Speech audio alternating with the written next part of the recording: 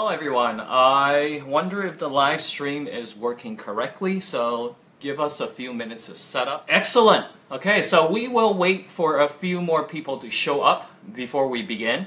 Usually I have these live streams on my Facebook, but this time I was fortunate enough to be invited by the British Council of Taiwan to give you this presentation. So let's wait until a few more people come in, and then we'll begin the live stream right away. So I'm going to try to conduct this live stream entirely in English. So it might be a bit different than what you're used to, but I think it's good that you try to get as much exposure to English as possible, because after all, you are going to take the IELTS. Okay? So let's wait until a few more people come in. And please also tell people on my fan page right now to come in if possible. Okay, so let's just begin. Okay, so today I'm going to present to you the IELTS reading section. And I won't be looking at the screen the whole time, I'll be looking at the handout.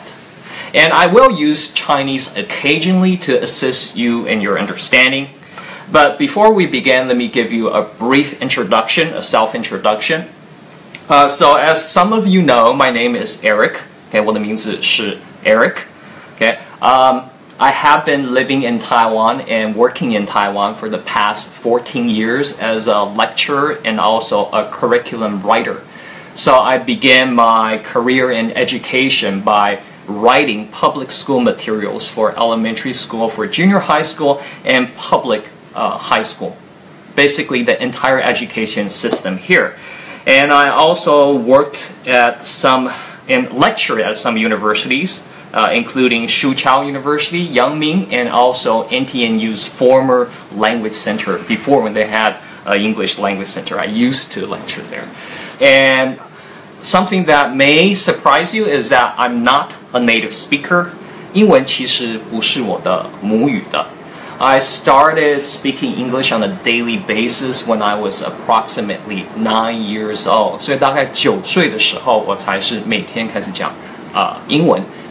So I have experience not only as an IELTS instructor and lecturer, but also as a test candidate. Okay, and I have scored a perfect score on both the IELTS and TOEFL, so I can give you a unique perspective from not only the position of an IELTS lecturer, but also a test candidate, and also as a non-native speaker who has managed to succeed on both the IELTS and the TOEFL. 所以我看一下你的这个留言，然后我们再开始。So if you're here, please leave a comment, say hi. We will play a game throughout this live stream. So if I ask you a question and you leave the answer, we will have a raffle drawing, perhaps not at the end of the live stream, but I will contact the winners individually or through a Facebook post. And for our prizes today, we have the IELTS official guide, okay, presented by the British Council. This is a gift for them, from them. And also, I threw in my own gifts as well, because I don't really have books to give you, but I have some chocolate bars that I brought from the US to present to you. So if you leave a comment and you answer my questions correctly, then you'll be eligible for a raffle drawing at the end. So let's begin. Let's begin right away. As you know, the IELTS consists of 4 sections: IELTS reading, listening, speaking, and also writing. As many of you know, there's an IELTS general test and an IELTS academic test. Which one are you taking? Please leave a comment below if you are taking the academic test. Leave a comment below. If you are taking the general test, also leave a comment below. So today I'm going to go over the IELTS academic reading section. Okay, 所以我今天是要做的是雅思学术阅读。Why am I speaking Chinese occasionally and mixing it with English? I'm not really mixing it with English, but many of you are beginning language learners, so speaking Chinese occasionally does raise motivation and keeps you focused. Okay, I'm not saying that you should speak Chinese all the time in class. Everyone and every instructor has a different opinion about whether to use the learner's first language when they are learning English, and there's a big debate going on about this right now, but that is not the purpose of my lecture today. So without further ado, let's begin IELTS reading. Okay? 那我们就开始雅思阅读了。So let's take a quick look. This is a handout that I prepared for you. You can download the handout in the link provided in the description. So please download the handout and you can take a look at the handout while listening to this lecture. And as you know, the live stream will be kept on Facebook, so you can listen to this lecture over and over again. So let's take a look at the test structure. I mentioned this earlier, and really not going to spend too much time going over this because I'm pretty sure most of you are familiar with the IELTS structure already, and it's already presented on the handout, so you can just take a look by yourself, and there's really no need for me to explain. However, we can take a brief look at this section, 就是学术阅读组 IELTS academic reading. Basically, you have 60 minutes for 3 articles, and typically you have 42 questions, typically 40 questions on average. How many words per article? That's difficult to say, but I believe each article can range somewhere from 600 to 1,200 words, and I think the total word count for the 3 articles is around 2,100 words. Okay, but we'll discuss this later. So if you have a question on the structure of IELTS academic reading, please leave a comment below. Okay, 所以你对雅思学术阅读有任何的问题的话，欢迎留言。那等一下我们也会去玩游戏。Okay, we'll play a game. So if I ask you some questions, please do leave an answer, and you'll be eligible for a raffle drawing, like I mentioned earlier. Okay, so let's talk about IELTS reading. There are 3 reading texts with a variety of question types, 40 questions. How many question types? Some people say 10, some people say 12. I think the most infamous type of question is true, false, not given. Okay, most students dread this type of questions, and I will go over some general strategies for this type of question later on.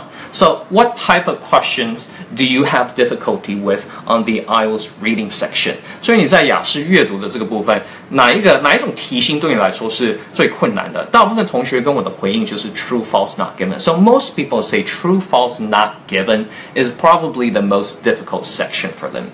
Okay, but how about you? Perhaps it's matching, perhaps it's matching the subheadings, fill in the blanks, fill in the diagram. Okay, so leave a comment below, let me know, so I can tailor my answer to your questions, okay? And the texts come from books, journals, and magazines, newspaper, online sources, so a wide variety of sources. So the text may be written in different styles, for example, narrative, descriptive, and argumentative. 这是在说什么呢？ Narrative, descriptive, 跟 argumentative essay. 它到底有什么区别？ What is the difference between these types of essay? And what is the purpose of me mentioning these types of essay to you? Basically, you need to be aware there's no one strategy for handling all the articles on the IELTS reading section. You can't expect all the articles to be argumentative essays, 就是辩论性的学术写作. Okay? Sometimes they're expository, sometimes they're descriptive, sometimes they're even imaginative. Actually, I don't really see too many imaginative articles on the IELTS reading section, but you do get a lot of argumentative essays because most academic texts are written in this format. But the reason why I'm mentioning there are different types of articles is you need to be aware you can't always find, for example, the topic sentence at the first sentence of every paragraph. And you can't always find the thesis at the last sentence of the first paragraph because not all of the texts are structured in this way. So you need a wide variety of reading strategies to be able to succeed on the IELTS reading section or any reading in general. So please write this down. Okay? Why am I telling you that there are different types of essays or different types of articles on the IELTS reading section? Okay? You need a wide variety of reading strategies to be able to handle all academic texts. you can't just look for certain patterns and set places because not all articles are structured the same way. For example, in an argumentative essay, you can always expect a counter-argument and perhaps a refutation of the counter-argument, but perhaps you cannot find this kind of information in a descriptive essay or an expository essay. So you need to have a wide variety of reading strategies. Please write this down, okay? Why? Because I will give you various strategies that you can employ when you are handling and doing the IELTS reading questions. Okay, so at least one text contains detailed logical argument. Text may contain diagrams, graphs, or illustrations. Why is this even relevant to you? Because you can look at these diagrams, graphs, and illustrations to gain a very good understanding of what the text is about right away. So this is kind of a tip. I'm not saying that you have to leap immediately to the diagram, graphs, or illustration in your text, but it's certainly a strategy that you can consider using when you are taking the test. 所以你可以去考量，你今天是不是要先去看它的所谓的它这个图表，或者甚至它这个图片，去来形容它这篇的学术文章，因为它可以辅助你快速去理解嘛。Okay, so be aware there are various strategies, and I will even present some research to you. Okay, so let's talk about some student problems. 学生通常会碰到什么问题啊？ Student problems. Okay, so students have trouble understanding the text. That goes without saying. This is basically useless. Teacher, you're telling me something that I already know. Of course, I have trouble understanding the text. But why do you have trouble understanding the text? So write down some responses below. Why do you have trouble understanding the text? Let me take a look at your comment, and then we can go on to your problems, and then we can discuss possible solutions to these problems. 所以我看一下你的留言，然后我们再来去讨论这些问题要怎么去解决。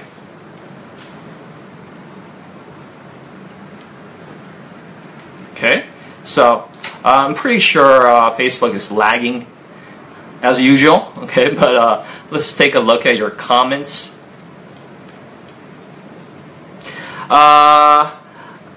什么好棒，希望有更多直播，更多直播。Hey, but you guys didn't answer my questions. You have to answer my questions to be eligible for the prizes. You can't just say hi to me the whole time. Okay? Let's see. So what are some problems you encounter when you are reading the text? Okay, why don't you understand the articles? Okay, why don't you understand the articles? Okay, one possible reason is the lack of vocabulary. Your vocabulary may be limited, and many of you know this already. But what kind of strategies do you employ when you are reading the text? 你会应用什么样的技巧或者策略？当你看不懂单字的时候，你觉得看不懂单字的时候，你到底应该要怎么样？ So what should you do when you can't understand a certain word? Okay, so write down some possible solutions to this problem, and we'll discuss these solutions later on. Can't read fast enough. This is also a common problem that I hear from test candidates all the time. There are a total of 1,200 words per article, and there's no way I can read the article fast enough. Of course, you know you need to skim and scan, 就是略读跟去扫描. But what exactly is skimming? It's such a general word. Like, it's very hard to define. What are the skills involved in skimming? What are the steps? Can you write down some possible steps for skimming? Okay, we'll go over these steps later on.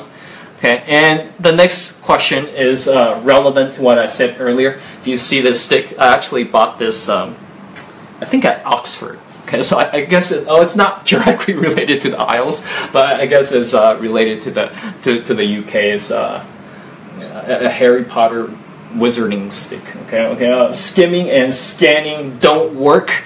Okay, everyone tells me to skim and scan, but it never works when I just read the title or I look through the questions and I look through the first sentence in each paragraph. It just doesn't really help me, right? Because perhaps you're not employing enough strategies. You're just looking at the title and looking at the first sentence of each paragraph. That is not enough for you to get a general idea or the overall gist of an article. You actually need to employ more strategies. So you need to have a very clear understanding of what skimming is, and that is the purpose of our class today. Okay, and scanning, of course, scanning for details. Perhaps you're stuck on a question. True, false not given, or yes, no not given, and you have there's a certain word you're not sure if it appears in the article, so you have to look for perhaps a synonym to the word that is in the question. So in this case, you are scanning for details, okay? And you don't understand different question types. So I want to ask you this question: how do you think you should prepare for the IELTS reading test? Should you just spend all your time preparing for the question types? 你觉得你要怎么样去准备雅思阅读测验？你应该就是准备就去应付题型吗？用题型的方式去学习，你觉得有帮助吗？ Do you think we should spend or focus all our time just becoming familiar with the question types? What exactly is the benefit of becoming familiar with the question types? Well, let me tell you how IELTS or Cambridge, British Council, and IDP designed this test. In order for a standardized test to be reliable and also valid 就是它的可信度是够高的。Okay, the assessment of your reading comprehension abilities shouldn't be hampered by question types, by your understanding of question types. So yes, it's good. It's a good idea to understand the question types because it builds confidence when you are doing the questions, when you are familiar with the questions. It reduces test anxiety. 所以你不会那么紧张，当你再去回答题目的时候。But it doesn't really improve your reading abilities. 它其实不会提升你的阅读能力。Okay, so yes, it's definitely important to understand the question types, but it's not improving your abilities as a reader or as a proficient reader. Okay, so how do I improve my reading abilities then, right? I guess that is a question. Well, some advice, of course, these are very common and general advice, and I will go into the specifics later. You read for the general idea of the passage. How do you do that? You skim. And how do you skim? You can look at the title, you can look at the topic sentence of each paragraph, you can look through the questions. These are the most common tips. So write these common tips down in the comment section for me. 帮我写一下，帮我留言一下这些，这是刚才我说的这个三个技巧，就是最普遍的，就是看标题啊，看每一个段落的第一句，走到它那个主题句啊。然后甚至看题目去理解这篇文章到底是在讲什么。To get the overall gist of the article in maybe 1 to 2 minutes, I think most people recommend you to read the article in 2 minutes. For me, as a test candidate, I can never really understand the article when I read it just for 1 minute. It makes almost no sense to me. Why? Well, I have a general understanding of most topics on the IELTS because they relate to my background knowledge. So I have basic understanding of most academic subjects. So nothing on the IELTS is too surprising for me, but I can't really understand the article fully in 1 to 2 minutes. 所以我觉得1到2分钟对我来说是没有什么用的。And after 1 or 2 minutes, then if I do the questions right away, and then I try to scan for the answer, I almost never find the right answer because I don't know where to look. Of course I can find keywords, but I don't even know where the keyword is. And of course I can make an educated guess, but it's quite difficult to do so, especially if you are a test candidate and not a teacher. 所以theory is different than practice, in my humble opinion. 以我的意见，我觉得理论跟实际的操作是完全不一样的。It usually takes me about 5 minutes to skim through the article and to have a general understanding of what each paragraph is about. And then after spending about 5 minutes skimming, then I can look through the question and scan. That's just my advice. It might not work for you, But I will teach, and some of you are saying right now, teacher, it takes me 30 minutes to read an article. And we'll get to the bottom of that later, okay? But in my opinion, 1 to 2 minutes is not enough to skim through an article because not all of us are native speakers. And it's not only the lack of vocabulary, perhaps you're not exposed to this kind of topic. Okay, so that is my opinion. So yes, we can read. Let's go back to this. We can read for main ideas. And how do we read for main ideas? I just mentioned 3 tips, right? But I think the biggest tip is to take notes and to simplify ideas. 我觉得这个对我最大的帮助就是做笔记，然后去简化主义。Why is this important? Because many of you say that you don't have time to take notes on the test. 那我在考试的时候，我都没有时间做笔记。那我为什么学习的时候要做笔记？ Why should I take notes when I learn when I can't take notes or I don't have time to take notes when I'm taking the test? Well, the reason is if you're used to taking notes and jotting down the main ideas, then this skill becomes internalized, and you become used to simplifying ideas. So the process of taking notes helps you to develop this skill. So even if you can't really, or you don't really have time to take notes during the test, you have this ability to simplify idea because you have taken notes for every single article that you have written, that you have read in the past. So you need to internalize this behavior, the skill, so you can utilize it during a test. Okay, so just because you can't do something on the test does not mean you can't do this when you are learning. So take notes on the general ideas. Okay, and once you become familiar with the general ideas, you should also read for details. And how do you make sure you can read for details? Take notes. Okay, so jot down the main ideas and simplify the notes. Understand inferences imply meaning. This is usually the ability of a higher level candidate, of a high achiever. So someone who is able to understand inference and imply meaning typically can score perhaps maybe a 6 or above a 6.5. Okay, recognize writer's opinion, attitudes, and purpose. So these are some tips that, or some things that you need to keep in mind when you're reading the text. But my suggestion to you is to take notes and to follow the development of the passage. Okay, you can read this by yourself. I mean, these are just very general tips. Let me take a look at your comment, and I will give you specific tips. Okay, 就是我会直接跟你讲我的阅读的步骤，提供你去参考，不一定你可以这样去应用，但是至少你可以参考别人的阅读的技巧。Okay, so let me take a look at your responses, and then we can begin again. Okay. 这样找好吗？希望有更多直播。Okay, so leave some comments. Answer my questions. Usually I have these live streams on my Facebook, so it's easier for my fans to find. But today you have to come over to the IELTS Testing Center and leave a comment here. Okay, hold on a second. 看一下哦。Okay, let me see your comments right away. If you skip when you are skimming and you miss a point, don't read it again. Pretty good tip. 看不懂的单字的时候，用字首字尾的方式去猜。So use prefix and suffix. Excellent, Mr. Zhang, right? 符合选项的大段，但是每一个大段都很像。All the main points seem the same.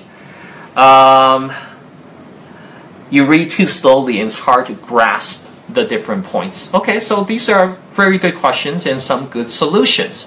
But let me give you my reading strategy. So get ready to take notes. And I'm telling you right now, my strategies may not apply to everyone, but it's something that you can consider when you are reading. Okay, so let's talk about vocabulary first. The way that I learn vocabulary and I suggest my students to learn is through mind mapping. 所以我会用心智图的方式去规划我的单字学习。So I just won't learn one single isolated vocabulary word, but I will try to group it under a certain academic topic. For example, biology or maybe botany or agriculture. So I will put all words related to agriculture under one single mind map. So words are actually connected. Ideas are connected to each other. And you're not learning the words in isolation. Why is this beneficial? 为什么用心智图的方式学习是对你累积单字还有知识是有帮助的？ Why is this beneficial? Why is this method useful? Because if you think of the word, for example, agriculture, what is an associated, a relevant or related word? Farmer, right? And if you think of the word farmer, what may you think of next? Perhaps crops, perhaps cultivate crops, perhaps tilt the land, perhaps soil fertilization, perhaps even irrigation or methods of farming. So all these words flood to your mind as soon as you see agriculture. And the only reason why these words are coming up in your mind is because you memorize them under a certain topic. So I think this is a far more efficient way to memorize vocabulary words, and you can try to do this. So if you are maybe a Band 6 or perhaps a Band 7 candidate, and you really want to move beyond that score, you can try to organize all the articles from Cambridge IELTS into certain academic topics. For example, you can put all the biology articles under one category, and you can go over all the words and phrases related to biology before reading through each of these texts. And the advantage of doing this is these words will be recycled over and over again throughout these articles, so you can quickly become familiar with them. Why is this even useful? Well, imagine this. If you just memorize a whole entire list of words and phrases related to psychology, and then the next article you read deals with art, are you ever going to see those words that you just memorized for psychology use again in the near future? Probably not. So by the time you get to an article related to psychology, you already forgot all the words you just acquired, or at least acquire in the short run and not in the long run. So I think mind mapping is an effective way to learn vocabulary. And I don't just learn single isolated words, I try to learn lexical chunks, 就是单字的组块. So I don't need to learn, for example, economic growth, 经济的成长. I don't need to separate these into two words as economic, which is an adjective, of course, and growth, which is a noun, of course. So the problem with memorizing these two words in isolation is if you do this, it doesn't matter whether it's in the speaking section or the writing section, you're going to hesitate, and you will have to think about the collocation or the words that you should use with the other words. However, if you just memorize economic growth, then that becomes a single lexical chunk, and you can recall that word and phrase much more quickly when you are speaking and when you are writing. And of course, this also helps you in the reading section because everything becomes readable in chunks and not just single individual words. So you should read for ideas, and usually for a complete idea to form, you need multiple words. Of course, if I see something like the herbivores in this region consume tons of plant or vegetation every single day, and perhaps I don't know the word consume. Well, first of all, if I see herbivores and vegetation, I pretty much know these words are associated. And if I don't know the word consume, I can probably figure out from context it means probably eat. So learning and by using mind mapping helps you associate words with each other. And the reason why I mention consume is when I write the word vegetation, perhaps I'll write consume vegetation or consume plant life instead of just writing plant life. So if you memorize everything in lexical chunks, this will help you acquire vocabulary more efficiently, in my opinion.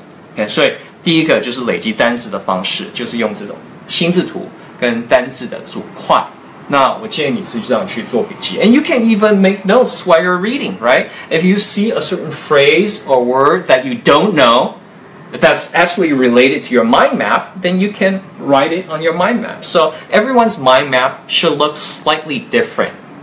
So basically, this is just like a vocabulary handbook that you can continuously add to every time you read an article. 所以我强烈的推荐大家用这种方式去记单字。Should I write the Chinese definition down? It's up to you if you're a beginning learner or an advanced learner. There's no one-size-fits-all strategy for every single type of learner. So you just have to determine what type of learner you are, and you have to seek guidance or assistance from a qualified instructor. Okay, so, or you don't have to. You can read articles online, but it certainly makes things a little easier. But let's take a look at, let's not talk about theory, and let's take a look at a real article. This is an article on the British Council's IELTS testing website. It's a sample reading test. Okay, so how would you even read this article? Okay, I'm pretty sure the first strategy, or the first step is to read the title. Okay, making time for science. Does that mean anything to you? Making time for science? What are they talking about? Words when I'm doing the reading. Some people may say that this is not a good strategy because some of the words that you read in the questions will not appear on the article. But in my opinion, the words in the questions that repeat all the time usually are key points. Otherwise, they won't repeat these words in the questions, right? So I kind of glance through the words, and I don't spend very much time, maybe 20, 30 seconds skimming through the questions, and then I read the title. So the first step, you can choose to go through the questions if you want. I'm not suggesting you do. It's just a strategy that you might want to keep in mind. And the second step is to read the title. And when I read the title, I try to visualize, 就是图片化, what the article will be about. So basically, reading is decoding of letters and words, right, into information. Language is a code. So when you are reading, basically, you are decoding information. Decoding information. 帮我写一下这个片语，好不好? Okay. So I translate this code into an image inside my mind. And this image, to be honest, is very vague because I have no idea how time is related to science. If I don't read the rest of the text, maybe I think this is about time travel or even physics, right? I have no idea what the article is about, but you should try to visualize. For example, if I say the origin of agriculture, what kind of image are you going to have inside your head, inside your mind? Okay, as teachers, we call this scaffolding.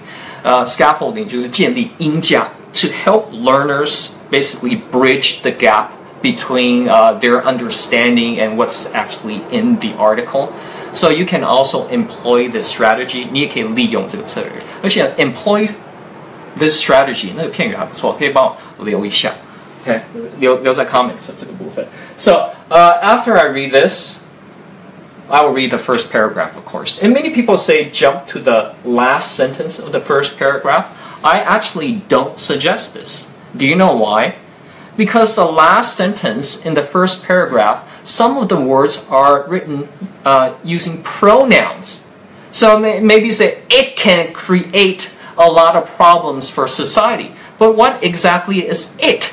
If I don't read the sentence before, then I have no idea what the pronoun means. So actually, for the first paragraph, because my image and my general idea of the article is very vague, I usually read the entire first paragraph, unless the entire first paragraph is a page long. Then I'll have to skim, of course. But usually when I skim, I call it active skimming. Okay, 主动性阅读. I don't just look at the last sentence because that doesn't really help me understand. I try to read the title and I read the entire first paragraph if it's relatively short. So let's practice and let's really go through an article and not just talk about theory. Okay, chronobiology. What is chronobiology? Well, we know chrono is related to time, and biology 当然是生物学 is related to life. So it's probably talking about life and time. So the first image that I have inside my head, and the first word that I associate with this word is evolution. I think most people would assume that they're going to, well, maybe read a topic on evolution. But this is not the case. How do I know? Because I read this article already. Okay, but you should never just use your background knowledge to dictate everything that's going to follow. You should use your background knowledge to assist you in understanding the text, but not direct you, and you don't want it to overly affect you. Sound a little futuristic, so it's talking about the future. I can kind of understand it has something to do with time, but it's very vague, like something from a science fiction novel. So science fiction novel I can tie into futuristic, so you see a sense of coherence and cohesion here. Okay, this is cohesion because you're using similar words to connect the ideas. Perhaps, but, oh, I see a transition word. Many people say be careful with these conjunctions. Okay, this is a reverse shift, so the idea is about to shift. But it's actually a field of study that concerns one of, so basically he's telling me that something for a scientific novel, but it's actually, so this is a true definition, so I'll pay particular attention to this. A field of study that concerns one of the oldest process life on this planet has ever known. And I still don't know what it means. Short-term rhythms of time and their effect on flora and fauna. Oh, now I know what it means. And I know many of you are going to say, well, why don't we just read this sentence from the very start? Then you'll get the general idea right away. Well, if I didn't have information here that helped me prep for this sentence, it would be even more difficult to understand this idea. So it's very difficult to just grasp a general understanding of a paragraph from a few phrases. It's possible to do so, but you need a lot of experience. Okay? So what should you do? You should read a lot. You should read all the time. So I will go over some strategies later. I actually looked through some research done by Oxford about what strategies that high achievers employ, and we'll go over these strategies later. 所以这些策略通常是考高分，就是6.5分以上同学会去应用的。然后有一边是今天假如是初学者或者考6.5以下的同学，他通常会用什么样的策略？那你会看到这个研究的话，他用的策略其实是不一样。So you can see these beginning learners or intermediate level learners and so-called high achievers, they employ different types of strategy. And right now, I'm telling you some strategies that high achievers employ. Okay, so flora, of course, and fauna, if you don't know these vocabulary words, you can look it up in the dictionary after the test, of course, not before. But when you are learning, you look through the dictionary, look at every single word in the dictionary right away. Usually I recommend going through the article first, maybe once or twice before looking at individual words. But I know some of you are dying to know these words. Flora, of course, that means plant life. It's related to the Greek, I believe, or Roman goddess of flowers. And fauna, I believe, is actually the wife of Pan. So it's animal life here. So basically how time, or the rhythms of time, what kind of effect the rhythms of time have on plant life and animal life. So right now, I know it's probably not going to talk about evolution, but because it tells me short-term rhythms of time. 所以可能是它的作息啦. Okay, I'm not too sure, but I have a rough understanding what this is about. So the first step is to read the question if you want. Okay, to circle some keywords. The second step is to read the title. The third step is to read the entire first paragraph and get a general idea. And the fourth step is to use this general idea to guide you while you are reading, because everything should be related to this. So, for example, maybe I read the first paragraph is about agriculture or the origin of agriculture. But in the next paragraph, I read a very peculiar word called malnutrition, 就是营养不足. So then I can use this to guide me because the ideas have to connect. So I know malnutrition is somehow related to agriculture. And I can probably figure out from context that perhaps agricultural societies, because they consume grains and plant life and vegetation all the time, they actually don't take in enough protein. So they suffer from malnutrition. So the only way I can figure this out is because I connected the ideas together. And the only way you can connect ideas and memorize ideas is if you simplify ideas. And the only way you can simplify ideas or develop the ability to simplify ideas is if you take notes on a regular basis when you are learning. Otherwise, you will have a very difficult time simplifying ideas. So the next step, 这是哪一个步骤啊? What step is this? I don't even remember already. Please write it in the comment section. So try to connect the main points. And this can take many forms. I know this is probably talking, it's a pronoun. It's probably connecting an idea from the previous paragraph. Marine life. Okay, marine life, now I have a rough understanding. It's probably going to talk to me about aquatic life. Or, for example, maybe fish, seaweed, whales. I don't know, right? But I have this image inside my mind. And I know somehow these ocean life forms are going to be affected by time. For example, is influenced by tidal patterns. What the heck is tidal patterns? Well, I'm pretty sure you memorized the word tide. All right? Basically how the ocean rises and falls due to gravity and orbit. Animals tend to, so I have to simplify this idea. And many of you are probably wondering, how am I reading these words? What happens if I see a word that I don't know?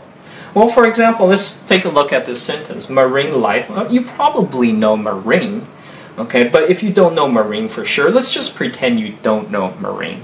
What should you do when you don't know marine? You probably shouldn't be taking the test yet, okay? Because this is a relatively basic word. For example, is influenced by tidal patterns. So perhaps I memorize life and tidal. I know it relates to the ocean, so I can figure out marine probably means ocean, ocean life, oceanic life forms. How about patterns? You don't know patterns affected by the tide.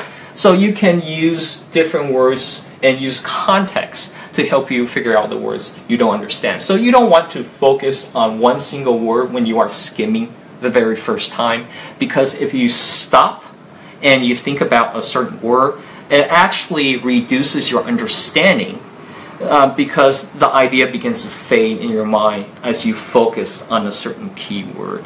所以当你在专注一个字的时候，你的理解度其实会下降。所以阅读是应该要流畅的。So it has to be fluent reading. So you cannot pause. Oh, teacher, I don't understand any of these words. Then why are you taking the test? You should take mock test first. And if you can score fairly well on the mock test, then sign up for the IELTS test. I always get these students who ask me, I don't understand anything. Why do I always get a 5.5? Well, you just answer your own question. You don't understand anything. You're lucky to get a 5.5. So you should take mock tests. And when you are fairly ready, when you understand most of the articles, then you can sign up for a test. Don't just always hope for a miracle. Okay? Animals, so I simplified this idea. Ocean life is affected by tide. And I'm thinking, what does this have to do with time? Because the concept is relatively vague. But you still have to connect the idea. So I'm asking myself, why? How is this affected by time? What I'm teaching you is actually something called metacognitive learning strategy. 所以我教你怎么去学习。This is a method called think aloud that many teachers use because we share with you how we process the article. So you can use some of these strategies that we share with you. Okay? Animals tend to be active or inactive depending on the position of the sun and moon. Okay, sun and moon I can relate to tide. Animals tend to be active or inactive. Okay, active, I'll probably see an animal running around. Inactive, probably sleeping. numerous creatures. Okay, and this is my picture, my image inside my head. The idea inside my head is becoming more and more clear. So I have a general idea and begins to funnel down. So it's giving me a specific kind of animals here. Humans included are largely diurnal. It's diurnal. Okay, many students have never encountered this word. Can you use prefix and suffixes? Well, di means two, right? But two, or no, what does that mean? That you probably don't know, right? Don't worry. They know that certain vocabulary words are difficult for you to understand. So for these difficult words, they usually have a sentence elaborating upon the definition of this word. So if you actually stop and focus on this word too long and try to figure out using prefix and suffix, I'm not saying that you should never employ this strategy, but if you do this, you actually reduce your understanding. 所以其实你在慢慢那边用这个字首字尾字根去猜的话，你阅读理解度反而下降。那为什么你这样做你会很舒服？因为提高你的自信啊。哎，我猜对了，但是你忘记了，它是测验，它不是在学习的阶段。So as I mentioned before, the IELTS exam is an assessment of your abilities. If you're sitting there trying to figure out, that's something you should do while you are learning and not while you are testing. Okay? Because it's taking up a lot of time and it's reducing your reading fluency and also your understanding of the text. That is to say, in other words, they like to come out during the hours of sunlight. Oh, so diurnal means they're active in the daytime. Okay.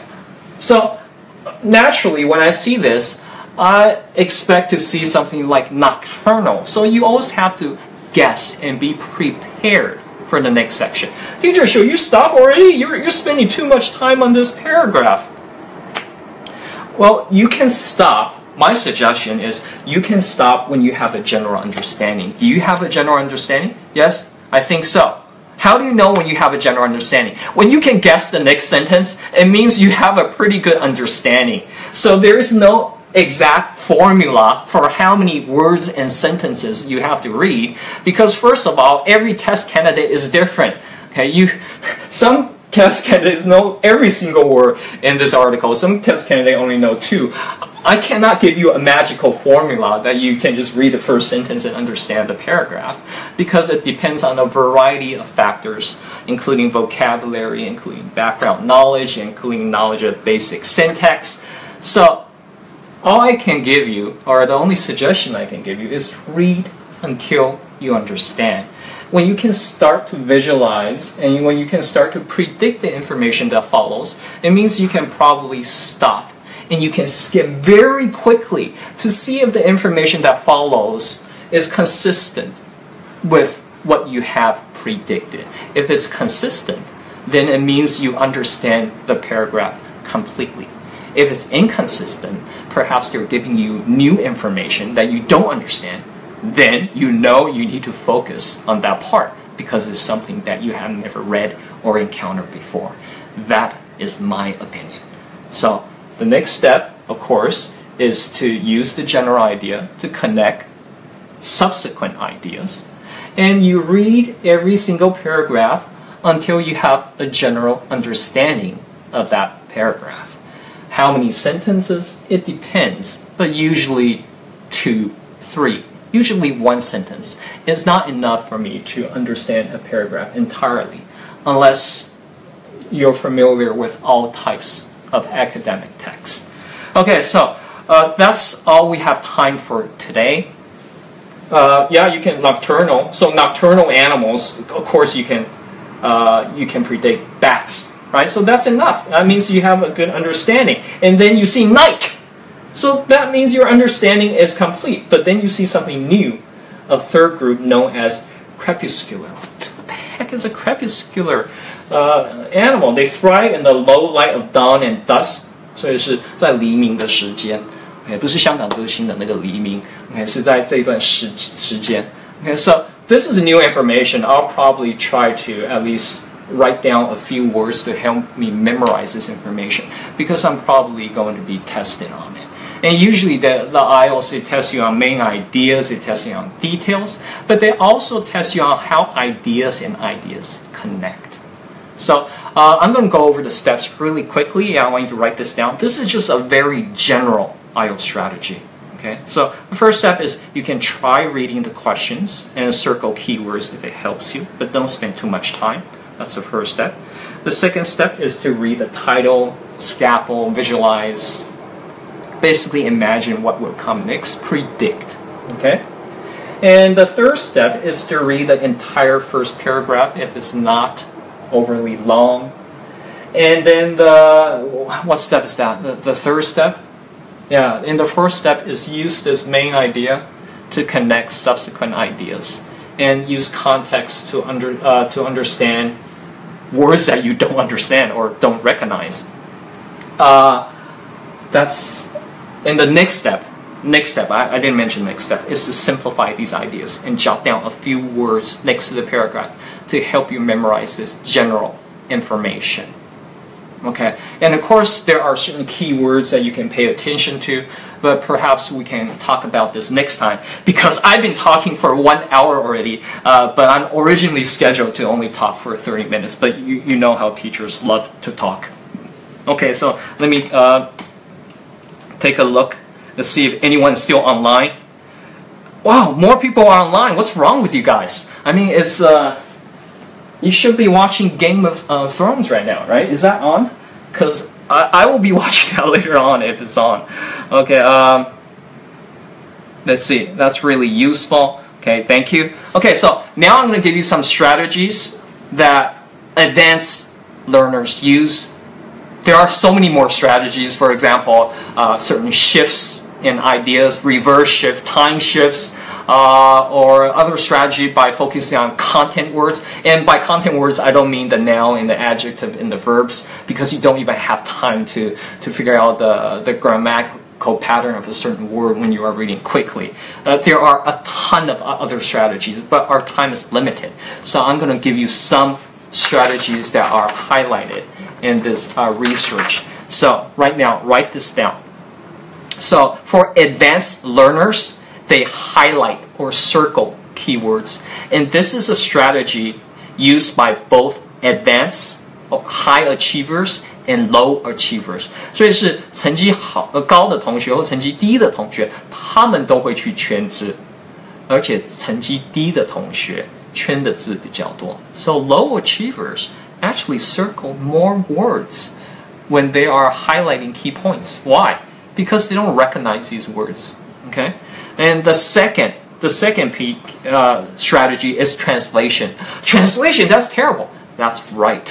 Okay, if you are translating every single word as individual unit and not the general idea or phrase, it actually slows down your reading process. So this is a strategy that is employed by low achievers and not high achievers. 所以翻译啊，其实是通常成绩考比较低的同学会应用的技能。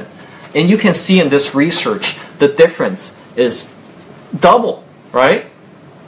The frequency is twice as high. Okay, and the next one is getting the idea quickly, and both groups use this. Rereading, both groups do this. Pausing and thinking, both groups do this. So it's pretty much similar, right? No, not really. I'll go over some difference. Changing the reading rate. Oh, please write this down. High achievers, they don't read every single paragraph in the same speed. What do I mean? Well, if the information is something that can be predicted fairly easily, then of course they read really quickly. And if they encounter a piece of new information, then we'll read this bit more slowly. But for low achievers, 就是分数比较低的同学, everything is read at the same pace. So you need to change your reading speed. Again, this is a strategy, a general strategy. It may not apply to you, but you can consider it when you are learning and when you are studying. Okay?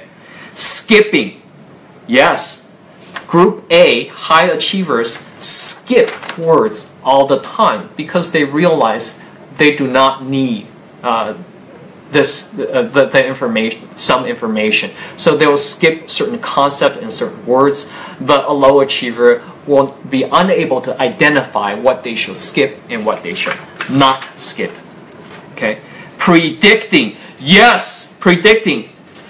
High achievers 预测啊是 low achiever 的7倍 7 times. So you need to get used to predicting what comes next all the time.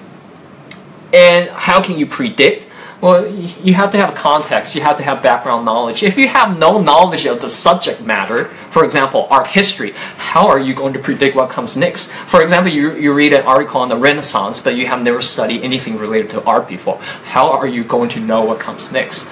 But if I study art history before and it talks about the Renaissance, I know it's probably talking about maybe 1400 to, I think 1400s in Italy.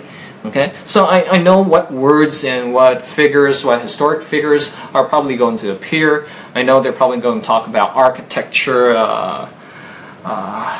what's that called? Neoclassical art styles, things like that. Okay, so if you have enough background information and understanding a topic, then you can predict. And students always ask me, oh, I just want to facepalm. How do I gain this ability? Read. If you don't read, then you cannot acquire any of these abilities. It makes me very sad when I ask students this question, and I always ask them, what is your favorite book? And they always respond, I don't read books. You have to read books, and you have to read articles and magazines if you want to acquire information. How else are you going to acquire information? You can watch YouTube, but usually YouTube is for entertainment. Okay, watching PewDiePie will not help you succeed on the IELTS. Okay, so let's go to the next part. Summarizing, yes, summarizing information only employed by high achievers. 帮我写一下 summarizing. Okay. Note taking twice as the frequency is twice as high for note-taking for high achievers. And paraphrasing, 就是改说.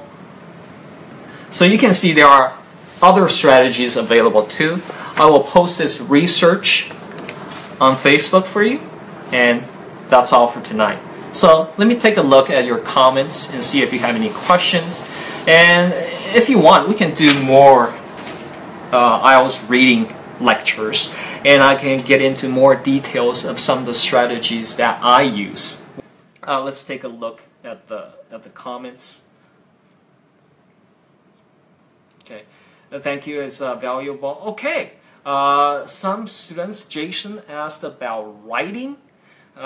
We will go over writing next time. I think next time we'll go over listening. So I will do a series of 4 lectures, and if you think it's useful, please leave a comment below. Let the British Council know that these live streams are useful, so we'll continue to have them in the future. Okay, that's it for tonight. 大家晚安，拜拜。